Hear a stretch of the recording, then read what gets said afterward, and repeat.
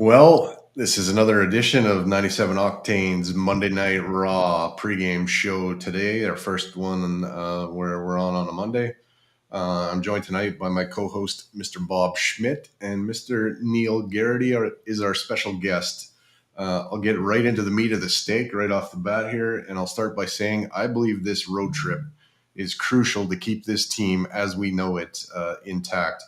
I believe if this team doesn't go and get 2 wins, changes will be made and some nuclear activity is going to happen. Jay's job, I believe, is firmly on the line this week. And personally, I prescribe to the old adage that a GM usually only gets 2 head coaches. So if Jay is gone, I believe Ken Holland should be gone. Whether he will be or not, I don't know. But what say you guys? I'll let our guest go first, and then Bobby can have it after that. Thanks for having me. Welcome. Yeah, I agree with half of what you said. I think this is a big week. But tonight, if they lose tonight, that's Vancouver's a good team right now. Mm-hmm. They've proven a lot of people wrong.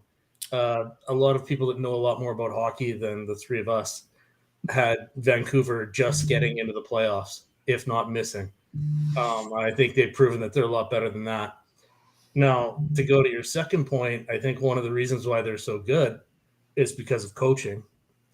So you look at the Oilers this year, and I think to put it all at the feet of coaching is ridiculous. You can't tell me that the 2 best players in the world have been playing like they're the 2 best players in the world. You look at Holland, and yeah, he constructed this for sure, but the players that you rely on to be really, really good haven't been there. So I don't think, first of all, I don't think firing Holland mid-season changes a thing. That doesn't make the team better at all. Likely not back next year anyways. And then in terms of firing the coach, I mean, he hasn't really been given the players either. He hasn't even had a full roster yet until tonight, which includes 3 call-ups from the Condors. To make a trade, who's he going to trade? You can't trade anyone that's injured. So, and is the bottom 6 really the problem? I don't know. I understand. I get the frustration. I have it too, especially after that last game. I thought that Nashville was an easy win for us. When you look at, but how many points has Draisaitl had against Nashville? What did he do in the last game? What did he do? I see trade McLeod. Who wants McLeod? Who are we going to trade him for? I think you're trading him the option to sit him. That's a great option, but we haven't had it yet. You don't even have that, and trading him is a lateral move. I don't think you're getting back something that's really going to help you other than maybe cap space. But trading him for peanuts, I don't think it makes us better. I mean, he can skate, but the one other thing I would add about Holland is if he would have recognized that McLeod is what McLeod is and isn't going to be the player that we want, and he could have had Bukestad instead of McLeod for the same amount of money. Now that means cutting bait on a really young player that you drafted and a draft pick, yeah. Right? For an older player at the end, like nearing the end of his career. But so that would have been a pretty bold move, and I'm sure a lot of people would have complained about it.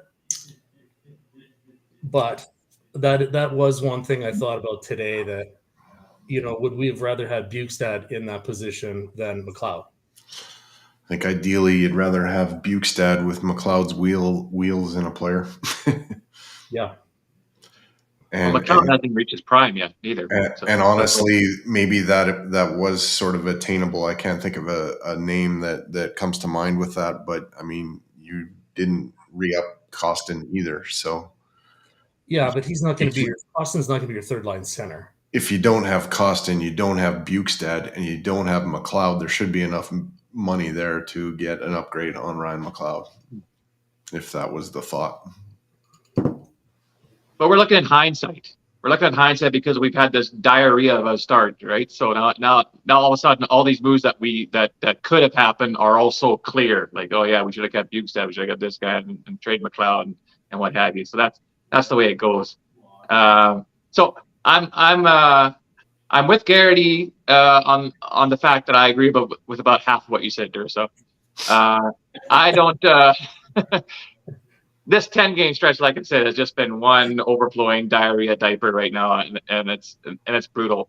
But we still have the same core that had 4 different stretches last year where we won 4 games in a row or more. We went a stretch where we went 8-2. We finished the season going 14-1. Like, we have the same core here. So for this kind of slump that we're in right now, to me, is the anomaly. We have the goods to do more consistently of those kind of winning streaks that we do of how we're shitting the bed right now. But fact of the matter is, we are definitely shitting the bed right now. And I'm going to take this all the way back, and I'm actually going to blame this on one guy. And that guy I'm going to blame it on is Rick Tocchet. So there's no doubt in my mind that during the last probably 3 practices he had at training camp to gear up for to start the season, those 3 or 4 practices were geared solely to play against the Oilers. No other team, no kind of planning for this is how we're going to play for the year. This is how we're going to play to beat the Oilers. So the Oilers were one of the favorite teams. They're one of the Cup favorites teams on countless so-called experts' prognostices, right? So they were one of the teams to watch. Rick Tocchet is starting his first full year as the Canucks head coach. If there's ever a guy who wants to make a statement with his first full year at the helm, it's Rick Tocchet. He has so much motivation. He got this team so ready to play the Oilers. And let's face it, the Canucks were not even just a score, but the overall play. The Canucks were just dominant on every aspect of that first game. And then now he rides that wave in the second game. We regrouped in the second game. We played a lot better game in the second game. We just couldn't break the dam. And then it starts getting into your head. Like we win the game against Nashville. Oh, great, we're back on track. Maybe we rest a bit on our laurels, going, okay, we got our act together, and then teams will start bombarding us. I blame this on Rick Tocchet. I agree with part of that assessment, Bob. I think Tocchet really did study film and knew. I mean, they knew to watch for the lazy drops on the power play to McDavid, and pick Bouchard off in both games to start the season on that play. And we were lucky they didn't get shorties on both of them. You got McDavid coming full speed, ready to head north, and the train's going south. That was coached. They knew what to look for. I totally agree with that. Tonight, I mean, if we have a team that shows up and is just kind of ho hum about it, I got to question the players. And to me, I look at this team and they're in trouble and they need to get some wins and they need to get it rectified. Yeah, everybody bought in the summer that on paper this team was, a Stanley Cup contender, if not winner. So I don't fault Ken Holland for the roster he tried to assemble fully. I just look at it from a standpoint of, okay, if you're going to fire Jay Woodcroft, you're the one that hired him. You hired Tippett. This is on you too, buddy. Like you don't get to wash your hands of it and just bring in another new coach. Like I say, in professional sports, most GMs get 2 head coaches. He'd be on number 3 if he gets rid of Woodcroft and survives to live another day. I don't care if his tenure's over at the end of the season. If you're doing that, buddy, bye-bye. Kiss him goodbye. Bring in a new GM now. What's to save it for? He handicapped himself not being able to make any moves. That's on him. That's not on anybody else. So first off, like there's a lot invested in Woodcroft, right? So he's been there at the training at Bakersfield and stuff like that, and there's a lot investment. And he has been a reason why we've had so much success the last 2 seasons. He definitely did change some focus and change some things around. I think Woodcroft's. I don't think he's in the hot seat yet. I think his seat is getting warm. It's definitely getting warm. But I see him having like a 20-game window here to see let's see what happens next 10 games. Yeah. Now, having said that though, if we lose to a team like San Jose, that seat's gonna get a lot hotter all of a sudden. And if that's your benchmark, you should make the move right now. Okay, good. We're better than the worst team that's probably in the history of the league. Terrific. Like, no, you got to set a standard higher than that. They need to start being able to win more games than they lose. So who's the solution? Who's the coach that comes in? It's not good enough to just say we're getting rid of this guy. Like, who's the guy then? Honestly, don't tell me it's Quenneville. Please don't say Quenneville. No, like fuck Sutter. Now Sutter's a great coach again all of a sudden, and or Gulletson.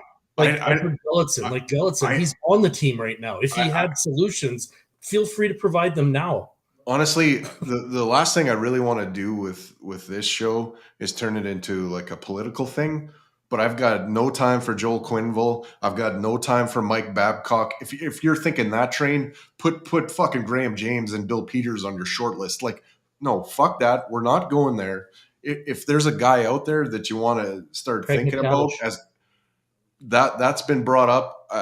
Gerard Gallant is another guy that's out there. Bruce Boudreau is another guy that's out there. I mean, just stop. We don't need to change the coach yet. It's been a 10-game diarrhea fest. That's it. And now all of a sudden that was my point. Like, that's all we do. That's all we do is just change coaches. That's all we do. The Oilers are now rotating door for coaches. Bob, don't get me wrong. I'm not on the we need a new coach train. That's not where I'm at. That's why I brought this up. I was saying, if you don't have a solution that's realistic, that's better, why are you even talking about it? It's stupid to talk because it's out there, and I think it is a reality that could be exactly where we're at. Holland was really patient with Tippett, like almost too patient with Tippett, and that almost cost us. But he had somebody waiting there. He did. But it's his job, right? He's got somebody in mind right now in case he has to do that. I know it. Well, I know. It's terrifying, but who thought we'd be in this spot that we're in right now? I didn't. No. Like, you know what concerns me? I'll throw the question out after I give you my answer, but to me, the biggest concern I've got right now with this team isn't goaltending. Isn't our defense, isn't our bottom 6. The guys that, are superstars are quiet. And to me, I'm concerned that we've got a perfect storm here where both Leon and Connor are hurt at the same time. When was the last time you guys can say Leon hit the net with one of his one-timers on the power play? Like, it's off. And he's not a bad shooter, so something ain't right. And he's not even shooting when he should be shooting. There's other times where he's on the rush and he'll slow down so everyone can catch up. So he's got someone to pass. He'll sometimes miss the post because he's shooting from an impossible angle. Sure. So sometimes he'll miss by a foot or 18 inches. he's missing by 2 or 3 feet right now. I mean, it's, and I notice it, and nobody even is thinking about Leon being hurt. They're all thinking about Connor.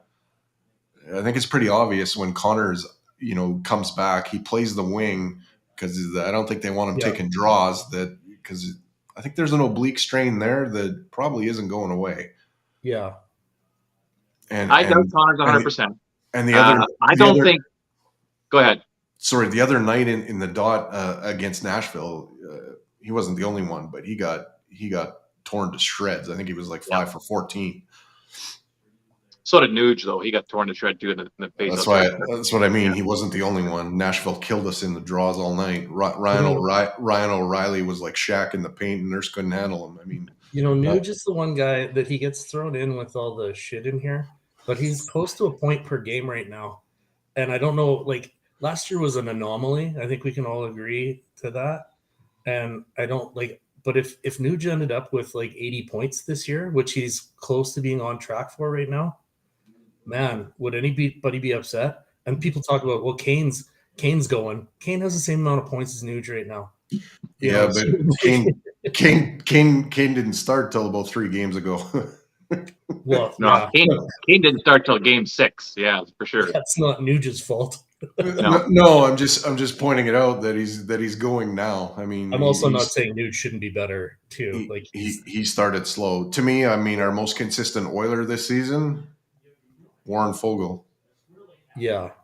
Good for Foegele, not good for the Edmonton Oilers. I will say the one thing about Woodcroft that I really don't like right now, and I should temper that with if one or both of Leon or McDavid are still hurt right now, then I can see playing them together. But he went to that option like in game 1. And it's not, our team is so much deeper and better when those guys are split up.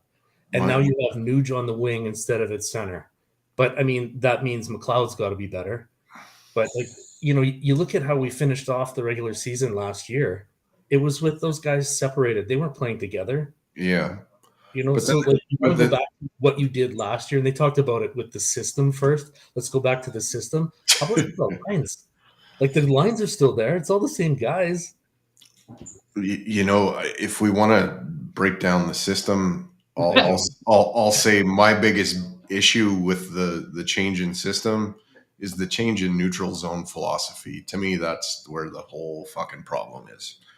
We've gone from a team that pressures and forechecks hard and causes turnovers to go the other way into more of a passive team, conserve energy, great, whatever. But these guys are feast or famine off the rush. That's where they make their money. We're not a post up team like the old Thornton San Jose Sharks.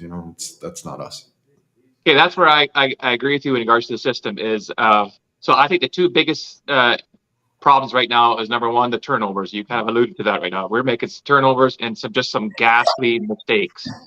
And the other thing right now, of course, is confidence. Like we're gripping the stick so tight right now. This is why you are seeing a guy like Draisaitl fanning on these one-timer passes, stuff like that. Because that's something we never see Leon do. I'll be honest though. I think Leon's actually is playing really good both ways. I think he's been strong defensively, and I think he's been putting on he's creating a lot of grade A chances. One thing that's standing out to us, though, is the fact that he's missing his patented one-timer executioner shot, right? So that's what we're looking at. I honestly think, if anything, I think his first 10 games this year has been better than his first 10 games last season. I thought he started slow last season. His points might not be there, but I think he's still playing strong. Mistakes, turnovers, confidence. Those are the 3 areas right now that just – and that's not systems. That's not work, right, sort of thing. That's just the combination of bad luck, bad decisions. Like we are only a game or 2 away from taking off on one of these 4-game winning streaks, really. Or more. More. No, they need to start stringing some wins together too. Yeah. I mean, you can't keep, when you're in a hole, you can't keep digging. You gotta start getting out of it. It does bother me seeing this team kind of transitioned into a bit of a more passive team. My biggest issue with Woodcroft all season, to be brutally honest, is not having Gagne on the ice after he put in a pair in the last minute to try to tie the hockey game in Sam's first game back as an Oiler for the third stint. To me, that is a critical error on Woodcroft's fault. I haven't watched it over again. How did the end of the game, like, how did that sequence go? Like, was he on there before? Like, was he tired and then Woodcroft should have called a timeout? Or did it, like... No. Yeah. He was on there about a shift and a half before that. Yeah. So he dropped the ball. So Woodcroft did say that Gagne was next in line to go on, and they were kind of trapped in the offensive zone there, and weren't able to make a line change. Now, having said that, though, I don't necessarily like it. It looks bad in hindsight. We lost the game. Gagne had 2 goals, was our best Oiler that game. Yes, but you're also right now counting on the guys that are supposed to get you that next goal. So you have your marquee guys out there that you rely on, that you pay the money for to get those points.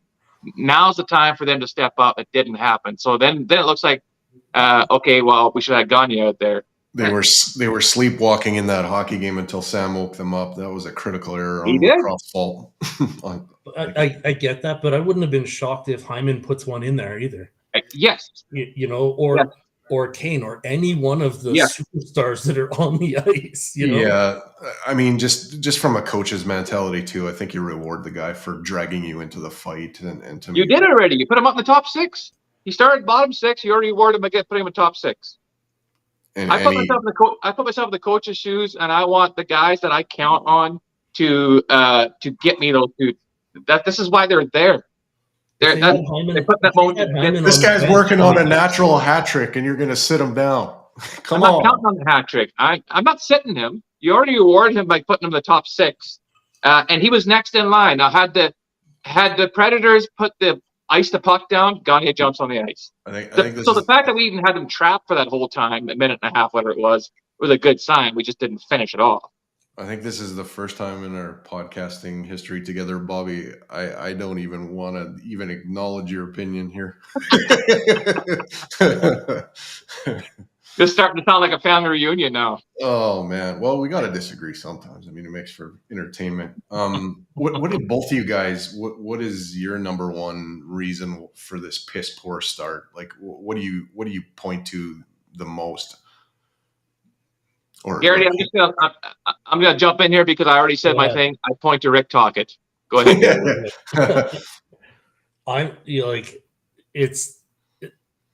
It sucks. Well, there's no such thing as one thing, right? It's all of the above for everything. If people want to, I can accept that. And yes, the goalies could have made a timely save at some point. One of the things I wanted to talk to Bob about. When I played defense, I had a pretty good relationship with my goalies usually. We communicated a lot. I got the pass, you got the shot, or play it or cover it, cover, like we're in trouble here, we need to change, or whatever it is. And I don't see a lot of communication with them.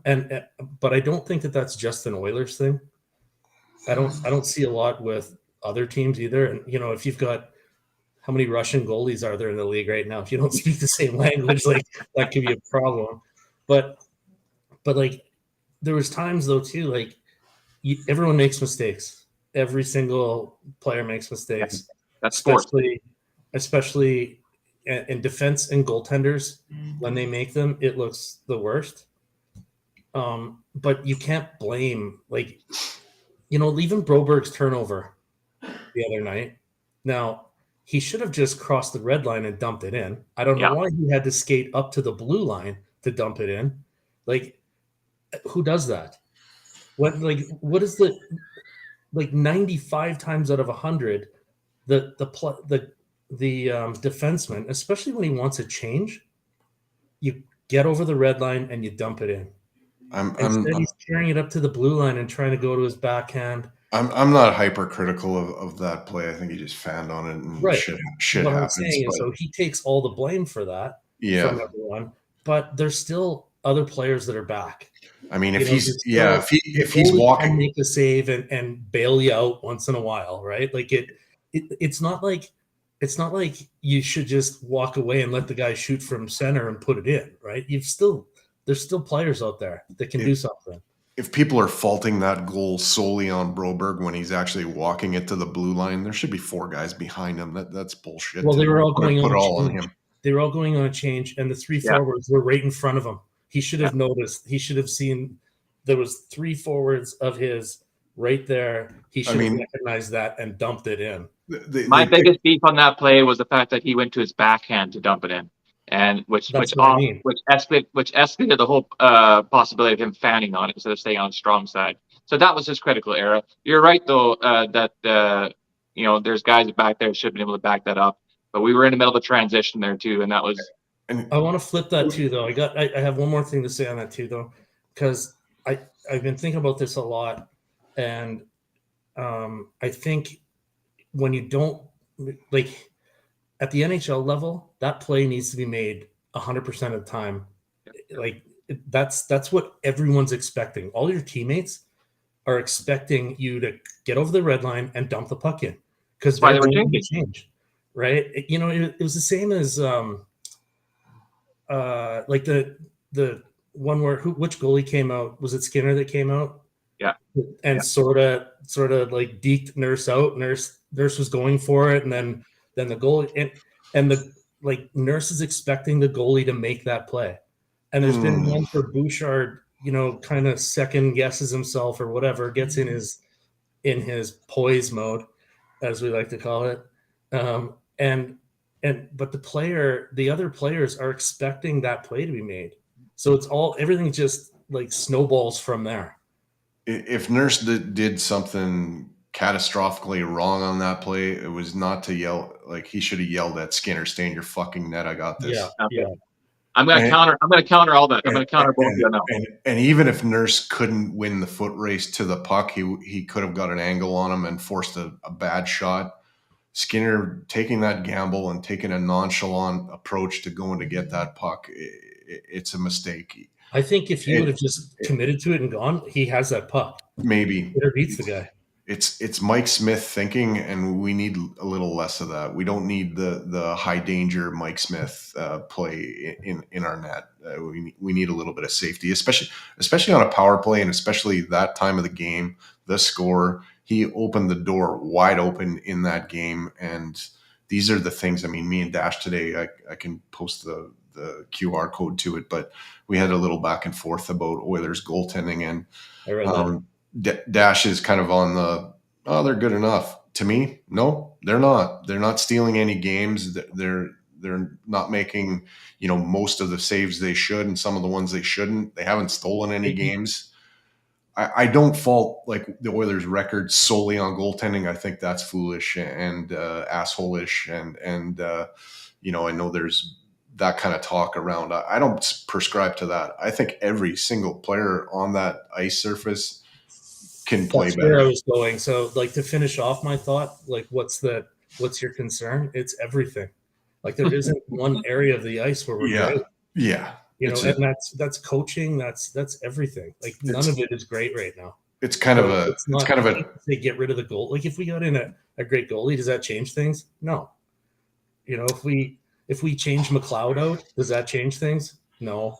Well, he's not on our top power play. You bring in a better goaltender than what you have right now, you're probably actually going to make your team worse because you're going to have to give up so much to be able to get that you're going to be dealing from a deficit. We'll have 15 skaters.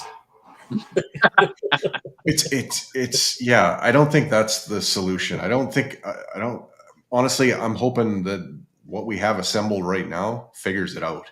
That's my hope, but and I believe in them. I do think they're a good hockey team, and I do think they will start to turn the tide. And I think it's only a matter of time. It's just the hole they've dug. They're starting to get to the point where, well, if we don't get going here, we ain't going to get going here. So that's why, it's that pressure cooker time again. We're there, like, and you can't wait too much longer. Like, you can't dig it too much deeper, or you're going to be in a spot where you can't get out. So I'm going to counter a bit on that play you're talking about where Skinner came out to play the puck. And like Dursa, you were saying that the one thing Nurse has done is yelled at Skinner to stay in your net. Yep. When does he yell that, though? Earlier. Because, like yeah, but when, though? Basically when he's at the blue line. Okay, well, but here's the thing. So then what you're saying pretty much is that every time you come back to grab the puck, you yell at your goalie to stay in your net, whether he's coming to the crease or not. Because the goalie is taught that once that he starts making that move to go to the puck, you commit to it and you go, right? So if Nurse then yells to Skinner, get back in your net, and Skinner's already 2 strides out from the crease, you're actually in a worse spot now because now Skinner can't backtrack to cover the net. That whole play, the biggest mistake there was Skinner coming out. That was a big mistake. And like you said, Dursa, I 100% agree with you, is the timing of that on our power play and during a time also where all we're asking for our goalies is some stability. And now he's making this high gamble, risky move. It was brutal. Other than that, I think the play was done properly. Nurse did what he was supposed to. When he saw Skinner come, changed his trajectory and went to cover that net as best he could. Yeah, and people say, well, he should have chased the guy behind the net. So he goes, Nurse goes behind the net. Not only is the net wide open, but any trailer, like I think it was Iafallo or something, 100% set up the whole thing to start out. He's coming down. I mean, let's face it, on the power play, we're not exactly speed demons coming back to back check. So Iafallo is coming into the slot, and he's got a one-timer into an empty net because there's nobody there. Like Nurse did the right thing. He went to the far side. He tried to take away a wraparound, which he knew was inevitably coming, and tried to buy Skinner enough time to get back into it, and it didn't happen. I don't really fault Nurse other than communication. When he's between. I don't see how you communicate that, though. I don't see how you communicate that because I think that he knew in between the red line and the blue line, if like halfway in between both, if I turn on the afterburners, I got that puck. So when he sees Skinner, put that around and say Skinner, when he decides he's going to go out, he yells at Nurse, "I got it." Like that's a better play than relying on your defenseman to like read your mind if you're going to go or not. I'd rather in that situation my goalie not go out for a puck that's like out in like high in the circles, I think, or even higher. Like that's a long skate for a goalie. That's a risky play on the best of. I'm putting that one on Skinner's shoulders. I'm putting that one on Skinner's shoulders. I don't like being that aggressive on a power play, especially in a game where you need a win. That's Billy Smith. That's like Ron Hextall. That's really hyper aggressive goaltending, and I don't think we need that out of Stuart Skinner. I really don't. Like I think that's even beyond what Mike Smith would do. Like that's pretty aggressive goaltending, and I don't think it was necessary. I think if he stays in his net, even if Nurse can't even get in the play, he's got an opportunity to make a save. I think we know that there's a whole lot of bad decision that will put the blame on pretty much any goal at Nurse's feet, no matter what it is. I mean, we can walk that back a little bit too to that. I think it was the game against Minnesota. Nuge is chasing a guy behind the net. Yeah. And Nurse is standing. I think like Campbell was in goal. Campbell was on his, I think it was his left or right post. He was hugging the post and he was doing shoulder checking, but he didn't actually know where the guy was. So he was lost. Nurse was on the far post, like guarding for a wraparound there. Nuge left the guy behind the net. Nurse takes the guy he passed to. And that's a long skate for Nuge to come all the way around to the net to get to that guy. And then the guy Nuge was covering walks in front of the net. He's wide open. He's got all day to roof the puck. Yeah. And we're trying to pin that on Darnell. No, I'm sorry. I'm not buying that. Once Nuge committed to that guy behind the net, he needed to stay with him. He couldn't let him go. He got dinged for that. He got dinged for the one. And honestly, if we're pretty much perfectly, where Skinner, I thought, I mean, it's Duchesne shooting, but man, he practices with McDavid shooting and Draisaitl. So he's got a chance. And you just got to commit to the shot. If the guy makes a miraculous pass somehow, then it's not your fault. But make a save on those, you know. Well, that's where the communication comes in, right? That you kind of alluded to before. So you were talking about communication with your D-men, and basically when it's kind of like when it's an odd man rush, especially a 2-on-1 per se, there's really not a lot of verbal communication because this is something you've already established beforehand what you guys are going to do, right? Yeah. And so I don't. There's a certain part of me that says I don't. You always got to be aware of your plan B. But your plan A is the goalie is the shooter. You have the puck. Your D-man stays in the middle, and when you get to a certain point, he takes away the pass, right? So I see the commitment there. One thing we're seeing from Jack Campbell lately is a bit of an overcommitment to the shooter. He doesn't really have that plan B in his mind right now, and that's cost us a couple against Nashville. One is tough to blame him for because it is a power play goal. It's a post to post pass, but he's down on his knees for Forsberg before there's even a play made, so he over anticipated that pass. Yeah, that pass. Dursa, I do want to make a quick shout out though. You mentioned already about you and Dash's little thing back and forth on Heavy Hockey Network about the goaltending. Very well done. I encourage anybody who's listening to read that. It's a great back and forth. It's kind of like as you're reading it, it kind of feels like you're in the room while you guys are hashing it out. So kudos to you, buddy. Kind of cover up Neil's face a little bit, and there's a QR code if you want to try to give it a scan. I put the Skip. Neil is the QR code. I put the Skip Bayless Shannon Sharp picture beside it because we argue like a couple of old ladies, or old married couple. I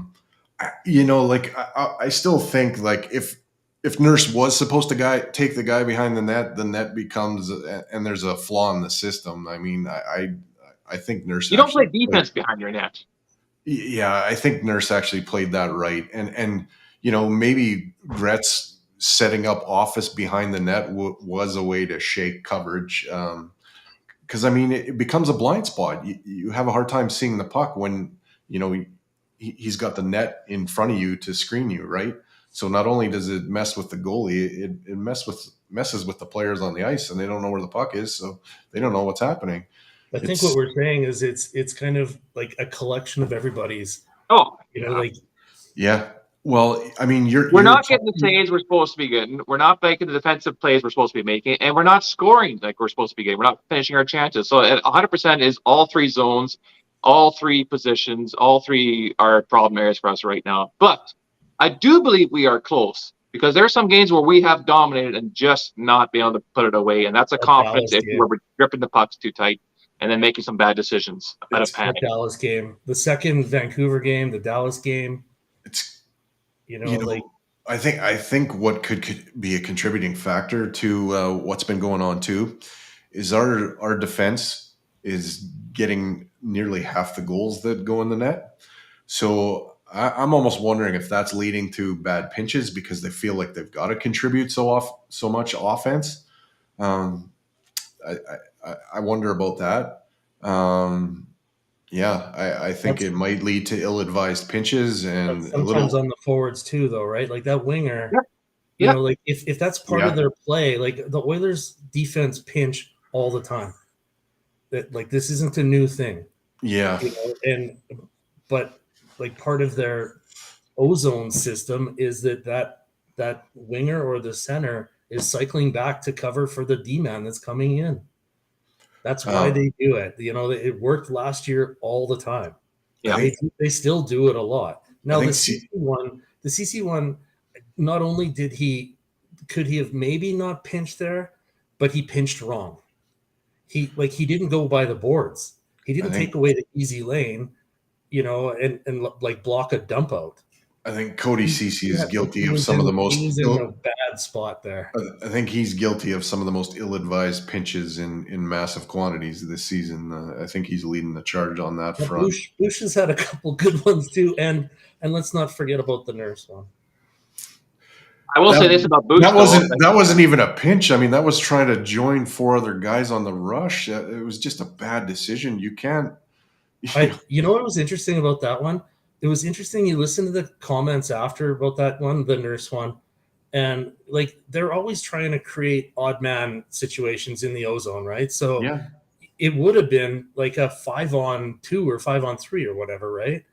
And everyone, including Warren Fogle, you know how I was talking about earlier about the first play matters, like Broberg coming over the red line and not dumping it right there. That first play, it leaves the rest of the guys out. When Fogle missed the net there, that's what the coach said it. Zach Hyman said it, and who else? Ekholm.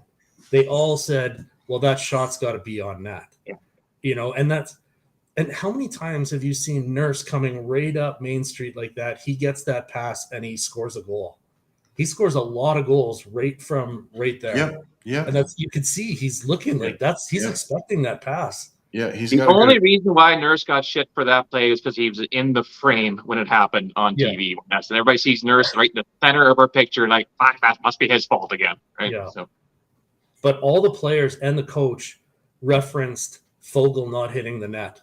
And Fogle knows that. There was a picture of him on the bench with his head down, shaking his head. I mean, Nurse was blaming Nurse from the team. Nurse needs to recognize that, hey, my partner is as deep as I am. Maybe that's not a good plan. You got to recognize that. Yeah, Fogle needs to be able to piss in the ocean from a rowboat. But I think of all the people right now that are putting more pressure on themselves than anybody else is Darnell Nurse. I think he's starting to try. He's forcing a lot of plays that we don't really necessarily see him doing. I think he takes his leadership on this team very seriously. I will say, McDavid's struggling, but I'm with you guys where I don't think he's at 100% yet, and that'll play a factor. I don't think Draisaitl is playing as bad as people say he's playing, but Nurse, I think, is pushing things right now, forcing things right now in a desperate effort to try and help this club, and it's kind of backfiring. I don't think he's been bad though. I don't think Nurse is near our worst. No, I think he has been bad. I'm a Nurse booster. I'm not one of those guys. Yeah, we're overpaying him, but I'm okay with that because it helps us keep McDavid and Draisaitl big picture, right? But I do think he's had a shit start this year. One of our worst D-men to start the year. The games he's played really good. He's played really good. But I think Ekholm has been 10 times worse. Well, Ekholm is just like he's slow starting because it's taking him a while to get his legs. That's for sure. I get that, but I'm just saying, excuses aside, it doesn't matter why you're doing it, right? I'm just saying, player to player, Nurse has been better than Ekholm this year, and I hope Ekholm gets a whole lot. Well, I hope they both get better. And Bouchard, actually, I know that Mike, you always think that I'm hard on Bouchard, but you are. I think he has really turned it around. He's limited his mistakes to maybe one-ish, if or less. I think he's in since the Rangers game. I think he's been one of our best defensemen. I think. I 100% agree. I think since he shit the bed in the Minnesota game, he was awful. Horrible. But over the last 4 games, so that starts with the Ranger game, I think he's been our best D-man those last 4 games. I actually think he's been carrying his pairing with Ekholm. I'll take it. 100%. I agree.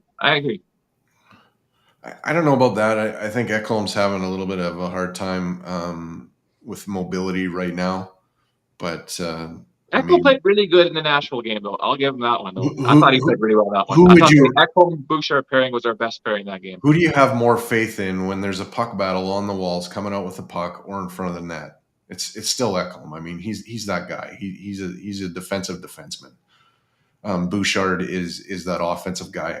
Honestly, I wouldn't mind seeing a little bit of a pairing shuffle. Actually, trying Nurse and Ekholm as a pairing. I don't know.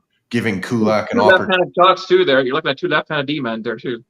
Yeah. Doesn't it leave 2 of our right shot guys together then too? Put Kulak with Bouchard and CC with Desharnais. I don't like CC with Desharnais. I don't like CC with Darnell Nurse, and I think that's the whole problem with our defensive core. Yeah.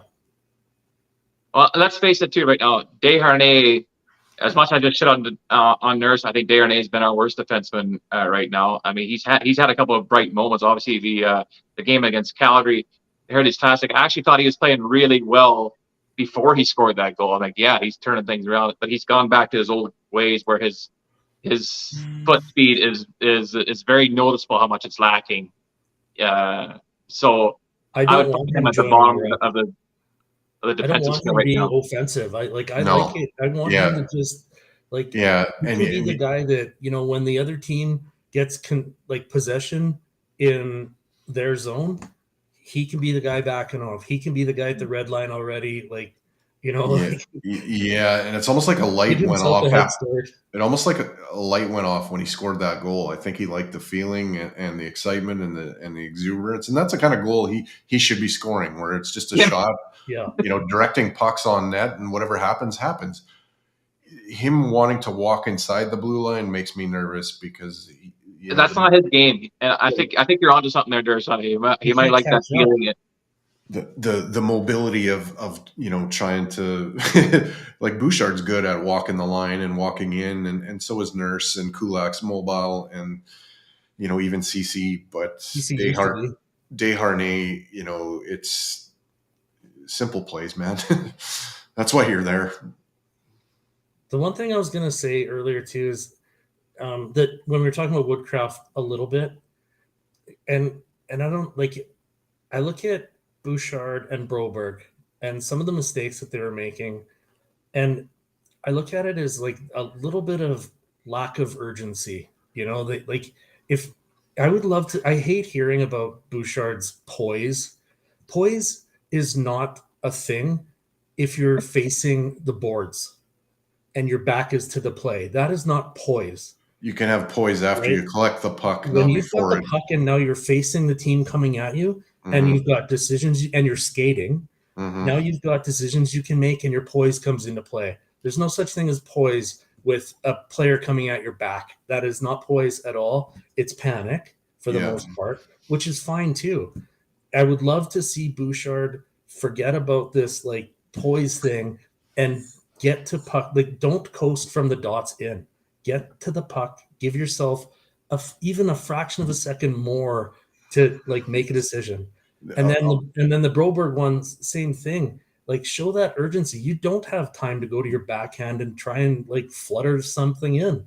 Get over the red line and rip it in. Like, but don't you think Bouchard has been doing that though the last 4 games? Like, I thought he's been a much more patient and with his decision making when the puck is on his stick. But that's what I'm saying. I don't want necessarily patience. There's something about like getting the puck and making a play. But he's making less mistakes. Yeah, for sure. I'll say this. As far as I'm concerned, when you're a defenseman and you gather the puck, usually there's at least 3 guys ahead of you. And if you put it into football terms, how many quarterbacks get to look at their 4th read before they're on the ground? Yeah. So you got to make a decision at some point. It has to happen, or you're turning it over in hockey, or you're getting run over and then you're turning it over. But also stop calling Bouchard the quarterback on the power play. It bugs me. Yeah, he's not the quarterback. He's the bomb on the power play. Honestly, for me, I mean, it's McDavid and Nuge are your quarterbacks. Exactly. McDavid's the quarterback. Boost plays the point. I'm with you, Garrity. I've always kind of been bothered by how Barry quarterbacked it and Bouchard quarterback. McDavid is the quarterback through and through. Both Barry and Bouchard do a hell of a great job on the point on that power play, but there's no mistaking who the real quarterback is. I think Barry was actually more of a quarterback than Bouchard is. Like, he distributed the puck more. He didn't shoot as much, Neither of them are. Don't get me wrong. I think they're really similar. I think there's just a few more miles an hour on average on Bouchard's shots than Barry's. Yeah, I think Bouchard is. I agree with you. Where I thought Barry dished it more, but Bouchard has a pretty good dish game. But that added addition of that bomb from the point is huge. So especially when he gets it through like that, he's a sniper. I'm going to do something I probably should have done earlier, but I'll post the lines up over top of us. So morning skate today in Vancouver. Oilers had Draisaitl, McDavid, and Hyman, and McDavid centering Draisaitl tonight. Nugent, Hopkins, Kane, and Gagne together. I've been a little bit hard on Jay, I guess, to a certain extent. I will say this is recognition of chemistry that was formed, I think, right off the bat between Evander Kane and Sam Gagne. I'm happy to see them paired together. McLeod centering Warren Fogle and Derek Ryan. Your third line is James Hamblin, recently called up on an emergency basis from Bakersfield, in between Raphael Lavoie and Dylan Holloway.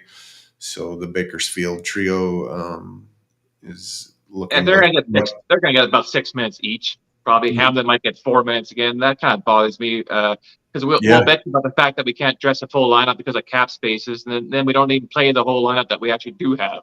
So we become quintessentially a 3-line team, and then we harp on the bottom 6 for not producing when only half of the bottom 6 is really playing. Yeah, and it does depend on how the game flows, doesn't it? A little bit.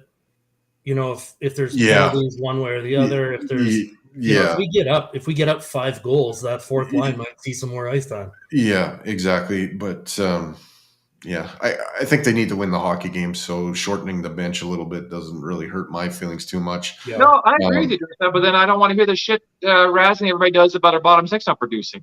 That's not an issue because we're not relying on them for that at that point. I don't listen to fans.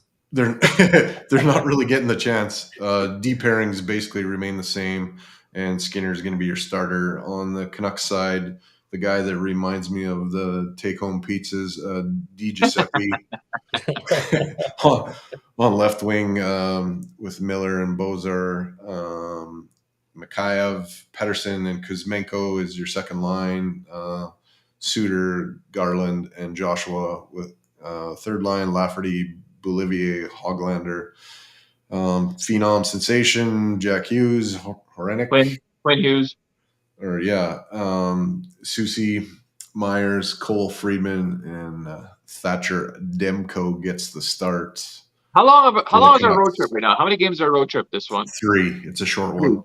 Okay, so we got Vancouver, San Jose, and Seattle. And let's face it, the Canucks game is probably on paper the hardest of those 3. Yes. So this is how we establish what kind of road trip we're going to go on, because we should technically, even though I saw somebody post, I thought it was funny because how everybody's looking at their schedule going, hey, when do we play San Jose next? And then San Jose is wondering, hey, when do we play Edmonton next? So I understand that right now we're the 2 shittiest teams. But on paper, we should definitely be winning the San Jose Seattle game. So Vancouver is going to be kind of the benchmark. How are we starting this road trip? Yeah, no, they could run the table. I think that's doable. But like I say, I think they got to win 2 out of 3. You got to start winning, in stretches of games. You can't be losing more than you're winning. What if they win tonight, lose against San Jose, and beat Seattle? Yeah, I'm okay with that. You know what? Fuck it. But you got to start improving. Above 500 winning percentage, or you're never going to get out of where you are. We lose to San Jose 11-10.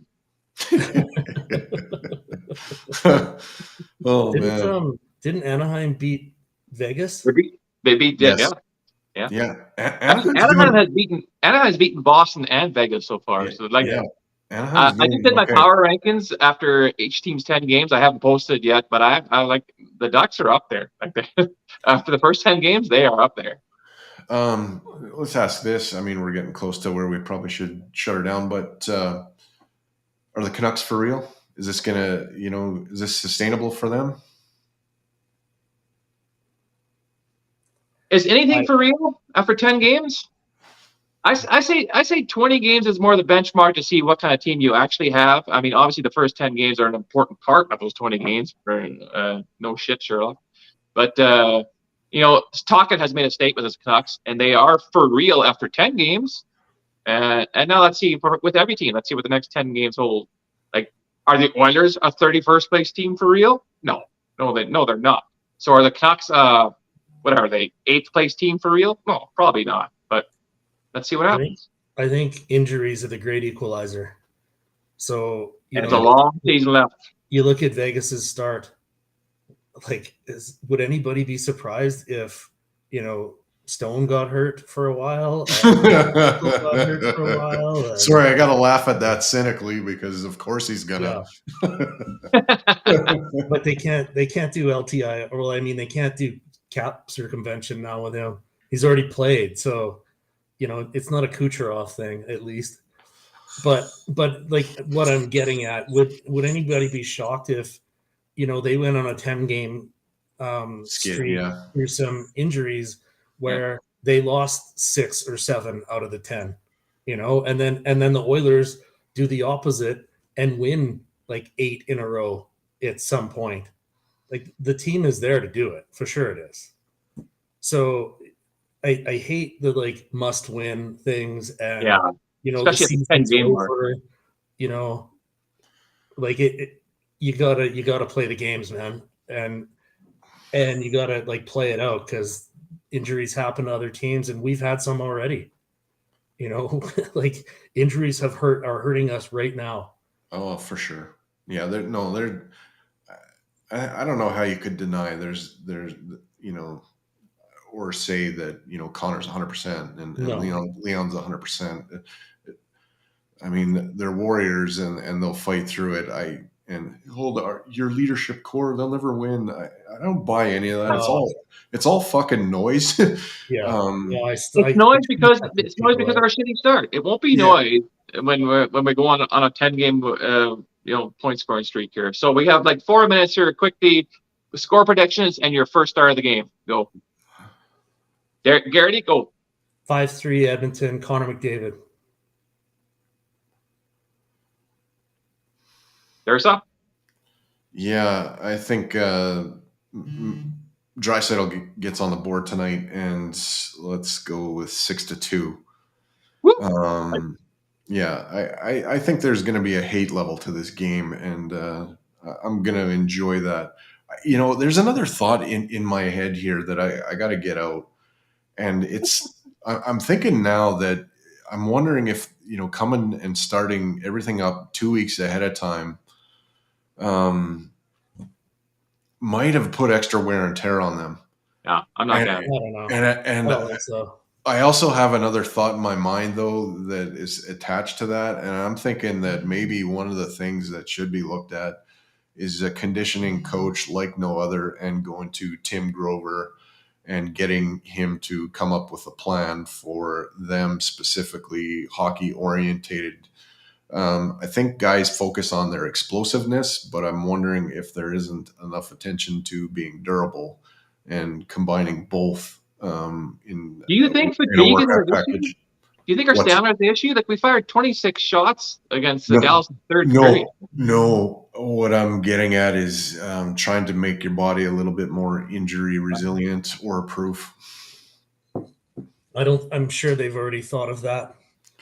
I'm sure they have, but I don't think they've went to the best that's ever been.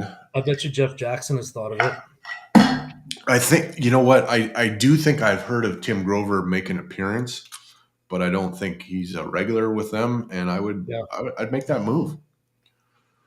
And just because you guys don't care, I'm going to say it anyways. My prediction is 4-1, and Stuart Skinner is the first star. Ooh. There you go. I think Stuart Skinner would be a star on the 6-2 game too, because I think the Canucks have a fairly potent offense now. I mean, I think Elias Pettersson is leading the league with 20 points right now. So I can't believe he hasn't been injured. It'll happen. Maybe tonight we injure him.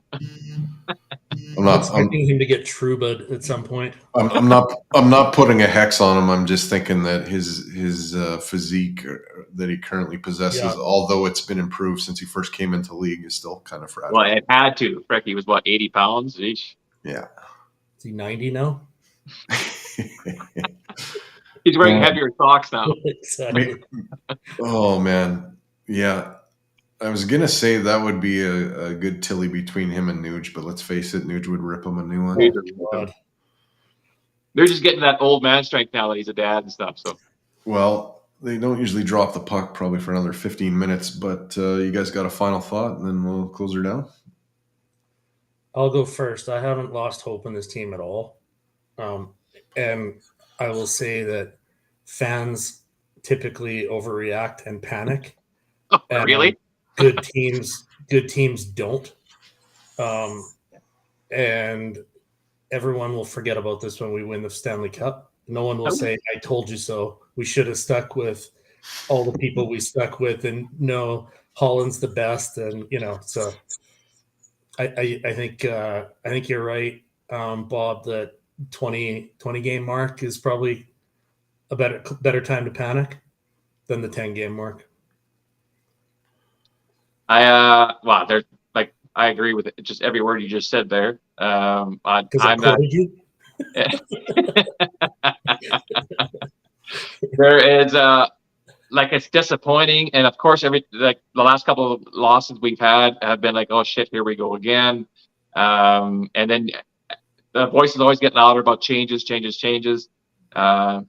Like I keep saying, it's been a diarrhea start, but the core value that got us to the playoffs here, that got us over 100 wins the last 2 seasons, is still there.